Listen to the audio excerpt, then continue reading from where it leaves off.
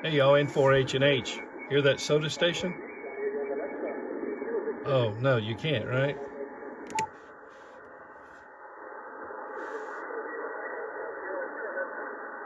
He's a ghost station. He's in Colorado.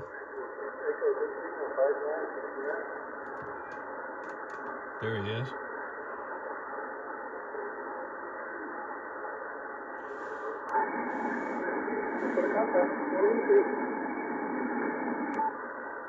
So I'm switching over. It says 600, but those of you who've watched my channel long enough know that I installed a 1800 hertz, 1.8 kilohertz roofing filter in that 600s position. You see, listen to all that. See if I can work it. November 4 Hotel, November Hotel.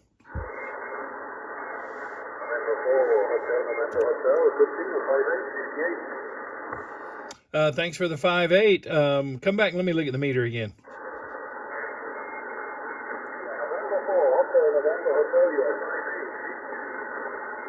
Okay, I have you 5151 in Atlanta, Georgia, but thanks for the contact. 73 from N4H&H.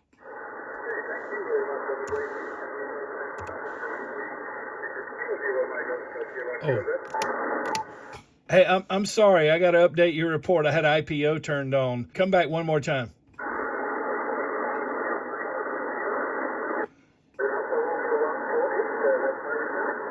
Okay, you're 5353, changing it in my log. 73 N4H&H.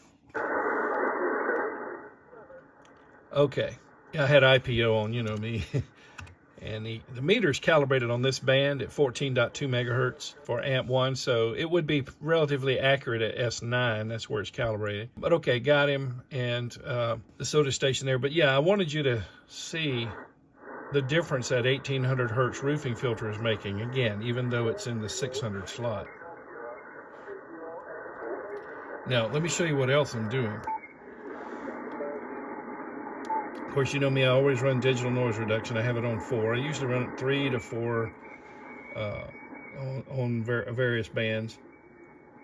It depends on the band and amount of noise. But shift is at 440. Let me get it over there where you can see everything. So shift at 440. Now, if I don't use shift, let me show you this. All right, yeah, that's pretty bad. Shift helps, but back to the 1800 hertz filter.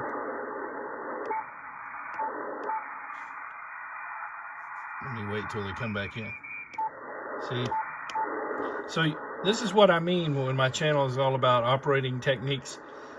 And there is no one magic bullet for every situation. Sometimes you need to use a couple or even 3 or 4 different tools in combination. And in this case, now the digital noise reduction is only helping knock down the noise floor, which is good, but that was QRM, which is man-made interference. In this case, it's just someone close to this frequency up the band. In fact, let me see where they are. Okay, so they're 2 kilohertz up. And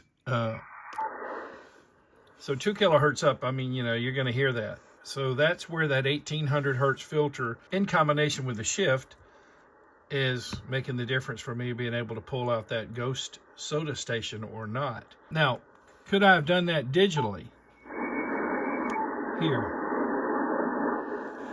Yeah, now instead of a roofing filter taking care of it, earlier in the receiver, I'm asking the digital signal processor to try to take care of it late in the receiver here using digital width, and it is knocking it out. Now, if it's bad enough, I might use a combination of the 1800 hertz over there and even narrow down a little tighter here.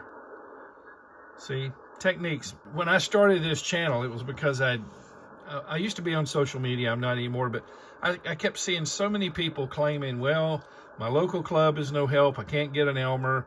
And then I would read about them changing radios, trading up, and then, you know, and I knew that the radio they were trading up to may not even be better than the one they had. So I kind of realized that people aren't maximizing the use of the radio they have.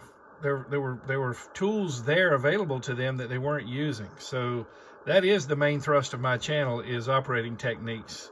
And by the way, things that I'm showing you here with this FTdx1000 can be, of course, accomplished with other radios, not just other Yaesus, other brands of radios. It's all just a matter of mastering whichever radio you have, a lot of times combining different tools. So I encourage you to dig in there and, hey, you know what? Experiment. Press some buttons, turn some knobs, and you might go, oh, that worked. You'll get an aha moment, as we call it. So, hey, thanks for watching videos on my channel. I hope you've indulged yourself to the hundreds of videos that are here. There are many videos on the channel. Now, some are only available to the Patreon team members at S7 and S9 level. S9s have access to some videos, the S7s do not, because those people are the reason you're able to watch this video and the hundreds of others. What I call the long haulers are definitely responsible for this, because they have supported my channel with significant donations for a year or two, or even more. I have some now that are beyond the 3-year mark, for making it possible for me to continue creating these videos. So hang around for a half a minute more. I want to recognize 5 of what I call the Patreon team long haulers that help bring this video to you. Hey, thanks for watching. 73 from N4H&H.